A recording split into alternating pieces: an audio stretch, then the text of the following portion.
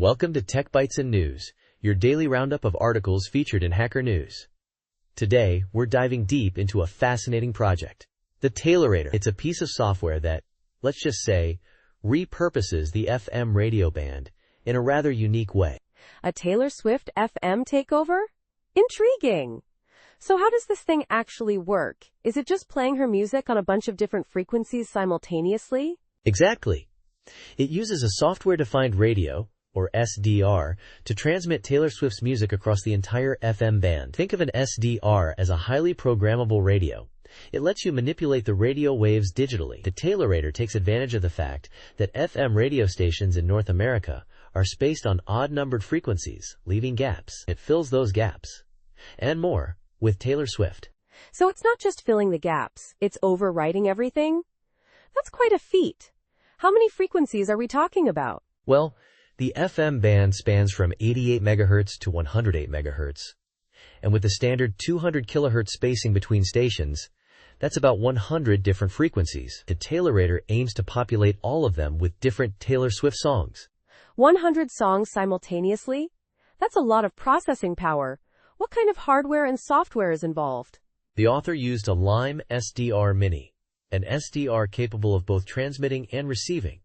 But in this case, only the transmitting function is used. The software is quite complex though. It involves resampling all the audio to a consistent 44.1 kHz, applying a low-pass filter and FM preemphasis to improve signal quality, and then, the core part, FM modulation. FM modulation. Ooh, that sounds complicated. Can you explain that part a bit more? Sure. It's basically rotating a point around a circle in the complex plane. The speed of rotation represents the frequency, and the audio signal dictates how fast it rotates. It's a clever way to encode the audio into a radio signal, but doing this for 100 songs simultaneously at a 20 MSPS sample rate, that's where the real challenge lies. Wow, 20 MSPS. That's a huge number. I can imagine the computational load. How did the author handle that? The author optimized the code significantly. They combined multiple steps into one, used lookup tables instead of trigonometric calculations, and even got help from a friend to improve performance. Even with these optimizations, though, it's still computationally intensive. A 10th Gen i5 CPU only achieves about half real-time performance on the full FM band. Half real-time? That's still impressive, considering the complexity. What about memory usage? Memory usage is also quite high, around 3.5 gigabytes just for the audio files. There's definitely room for optimization there.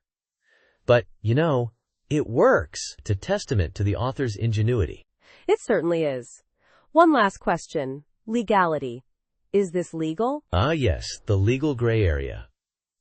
The author points out that low-power FM transmitters are sometimes allowed, but this project likely exceeds those limits, and the software itself isn't licensed for broadcasting. So, let's just say it's probably not advisable to try this without proper licensing. Definitely don't hook it up to an amplifier. Good point. Well, this has been a fascinating discussion. Thanks for breaking down the Taylorator for us. My pleasure. And remember, listeners, the source code is open source, so feel free to check it out. But please, use it responsibly. Thanks for tuning in to Tech Bytes and News. Have a great day. Bye-bye.